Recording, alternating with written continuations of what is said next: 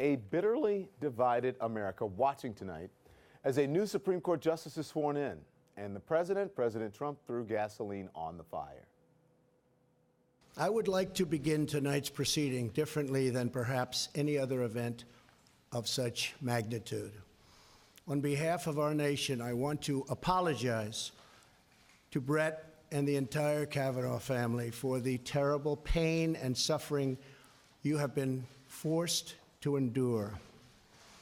Those who step forward to serve our country deserve a fair and dignified evaluation, not a campaign of political and personal destruction based on lies and deception. And with that, I must state that you, sir, under historic scrutiny, were proven innocent. Well, no matter what the president says, Brett Kavanaugh, now Justice Kavanaugh, was not proven innocent. Look, he may very well be innocent, don't get me wrong, but we don't know, and we never will, and that is partly why this has been such a divisive issue for this country. There was no trial, there was no official finding.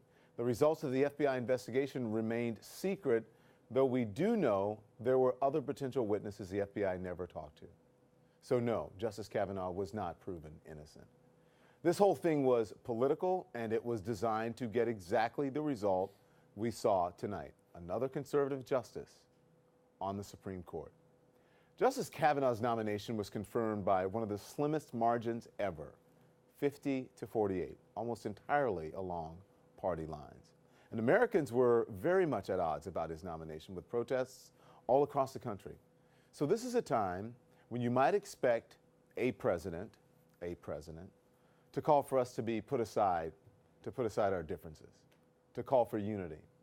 Well, you might expect any other president to do that, but not this one. President Trump, his actions and his words tell you everything you need to know. The president is using division as a weapon, and he is proud of every win he and his party get, no matter how much it costs Americans. The proof? The president not only spiking the ball today by ramping up and claiming that the accusations against Kavanaugh were a hoax. A man that was caught up in a hoax that was set up by the Democrats, using the Democrats' lawyers, and now they want to impeach him.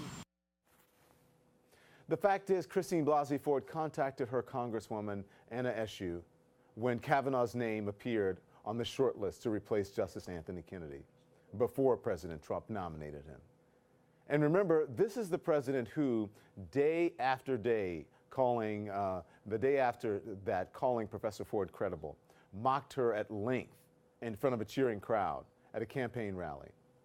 Now he would have you believe that her whole story, everything she said Brett Kavanaugh did to her, all those excruciating details, he would have you believe all that was a hoax cooked up by Democrats. Looks like a hoax is a new witch hunt, right? So let's take a look at some of the things President Trump has claimed were hoaxes. Things that, no surprise, all turned out to be true. Top of the list, the thing the president really loves to hate, the thing he has called both a witch hunt and a hoax, Russia's election interference. Now we're being hindered by the Russian hoax. It's a hoax, okay?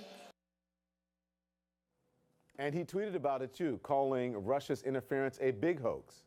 A hoax, huh? Well, I want you to listen to the president's own director of national intelligence. Here's Dan Coates. We acknowledge the threat. It is real. It is continuing, and we're doing everything we can to have a legitimate election that the American people can have trust in. Doesn't sound like a hoax to me. And certainly doesn't sound like DNI Coates thinks it's a hoax. Another thing Donald Trump thinks is a hoax, global warming. He has been claiming that for years. But just today, experts at the UN warned of extreme drought, wildfires, floods, and food shortages caused by global warming. And they say all of that could happen within our lifetimes. So despite what the president claims, that's not a hoax either. It's not a hoax. The president also seems to think the death toll in Puerto Rico from Hurricane Maria is a hoax as well, tweeting, quote, 3,000 people did not die in the two hurricanes that hit Puerto Rico. That even though the governor announced that the death toll was 2,975. The president would like you to believe this was a hoax too. I better use some Tic Tacs just in case I start kissing her. You know, I'm automatically attracted to beautiful. I just start kissing them. It's like a magnet. You just kiss. I don't even wait. And when you're a star, they let you do it. You can do anything. Whatever you want. Grab them by the pussy. I can do anything. Well, despite what you heard Donald Trump say there, the New York Times reports he has repeatedly suggested the voice on that tape is not actually his, even though he said this. I said it, I was wrong, and I apologize.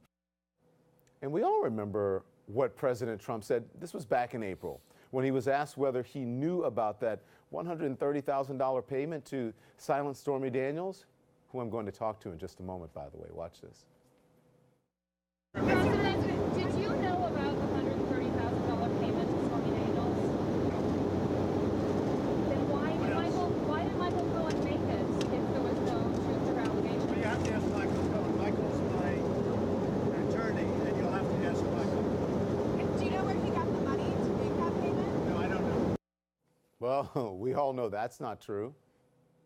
The president's former fixer and keeper of secrets, Michael Cohen, told us that in his guilty plea in August when he said, quote, "In coordination and at the direction of a candidate for federal office, he kept information that would have been harmful to the candidate from becoming public." And that candidate was Donald Trump. So when the president tries to tell you that what you've seen with your own eyes and what you've heard with your own ears is a hoax, just remember all the other times he has cried hoax. Remember all those things he claimed weren't true and turned out to be true? Remember his divisive language tonight at Justice Kavanaugh's swearing in? Proof that this president is our divider in chief.